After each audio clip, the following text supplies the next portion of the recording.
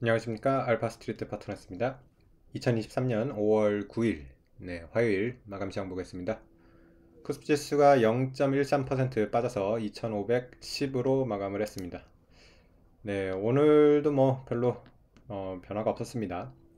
최근에 코스피는 거의 한 2500선 정도에서 계속 횡보하고 있습니다. 그래서 좀 뭐 바닥을 다지는 그런 모습이긴 한데요. 살짝씩 이렇게 올라오고는 있는데 그렇다고 이렇게 또 크게 올라오지는 못하고 있습니다. 오늘 뭐 아침에는 좀 꽤 빠졌었어요. 그래서 2500 밑으로도 갔다가 그나마 뭐 상승 하락폭을 줄이면서 좀 이렇게 올려놨고요. 외국인 같은 경우는 오늘 뭐 1400 정도 이렇게 매수를 하면서 외국인이 그렇게 뭐 파는 모습은 아닙니다. 그래서 오늘도 이렇게 약간 매수가 들어왔습니다. 간밤에 이제 뭐 미국 증시도 그렇게 큰 움직임이 없었습니다. 다우가 0.17% 빠졌고요. 나스닥은 0.18% 이렇게 올라가지고 미국 증시 같은 경우도 별로 지금 방향성이 없고요. 우리도 그렇게 방향성이 없고 계속 그런 상황이 반복되고 있습니다. 아무래도 이제 뭐 모레 나올 미국의 이제 CPI 이런 좀 중요한 지표들이 나와야지 그걸 보고서 이제 좀 판단을 해볼 수 있을 것 같습니다. 원달러 환율 같은 경우는 1320원대 계속 있고요. 원달러 환율도 크게 이렇게 변화가 없습니다. 오늘 뭐 우리나라 이제 주요 종목들 보시면 삼성전자가 조금 빠졌어요. 삼성전자 거의 뭐 1% 가까이 이렇게 빠지면서 이것도 뭐 그렇게 큰 변화는 없었는데 제 이제 거의 65,900원까지 가면서 최근 또 약간 고점 가깝게 오니까 또 이렇게 약간 빠집니다. 역시 삼성전자도 계속해서 박스권 정도의 이렇게 움직임을 보여주고 있고요. 그리고 2차전지 같은 경우는 뭐 계속 하락이 요새 좀 심했었는데 오늘은 그래도 거의 보합세 정도에 있었던 것 같습니다. 에너지 솔루션이 0.9% 올랐고요.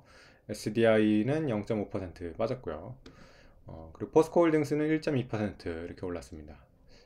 에코프로비엠 같은 경우는 2% 정도 이렇게 하락을 했네요.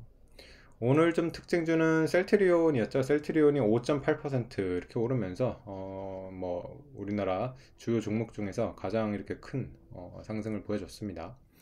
그래서 셀트리온 같은 경우 보면 오늘 실적 발표를 했습니다. 그래서 실적이 보시면 매출이 5,970억대 이렇게 나왔고요. 그래서 전년 대비 뭐 12% 상승을 했고 영업이익이 1,820억대 이렇게 나오면서 전년 대비 41% 이렇게 상승을 했습니다.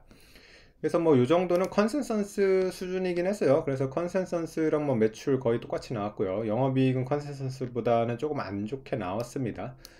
그래도 요즘 지금 1분기 실적들이 워낙 다들 안 좋거든요. 지금 컨센서스보다 잘 나오는 기업이 별로 없습니다. 그래서 이 정도 지금 실적도 셀트리온은 지금 상당히 선방을 했다고 이렇게 보는 것 같습니다. 그래서 이제 셀트리온 오늘 거의 6% 가까이 이렇게 올라왔고요.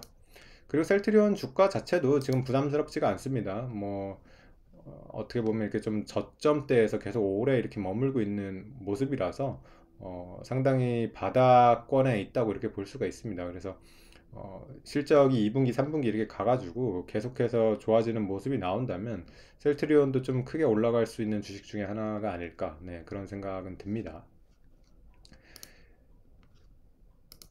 그리고 오늘 또 보면 약간 특징적인 게 현대차 같은 경우가 이제 1% 정도 올랐는데 현대차 최근에 이제 움직임을 보면 외국인 매수가 상당히 꾸준합니다. 그래서 오늘도 외국인이 5만 주 이렇게 매수가 들어왔고요.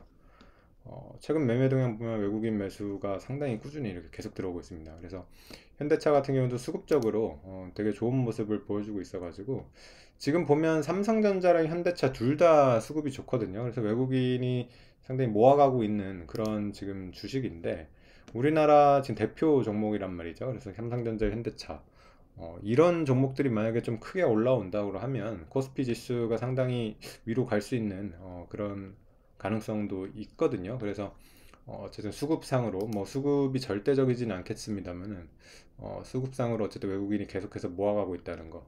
그래서 좀 그런 거는 긍정적으로 보입니다. 그래서 이제 뭐 주요 지표는 이제 남은 게 우리나라 이제 내일 3월 경상수지 데이터가 나오고요. 그리고 모레 이제 미국 CPI인데요. 뭐 경상수지 같은 경우는 아마 환율에 좀 영향을 줄 겁니다. 그래서 일단은 우리나라가 지금 2개월 연속 경상수지 적자가 나왔는데요. 3월 달에는 아마 플러스로 돌 것 같기는 하거든요. 그래서 경상수지가 흑자 전환이 될지, 그리고 어느 정도 규모일지, 뭐 그런 거를 한번 보면 거기에 따라 가지고 환율이 좀 움직일 수 있을 것 같고요.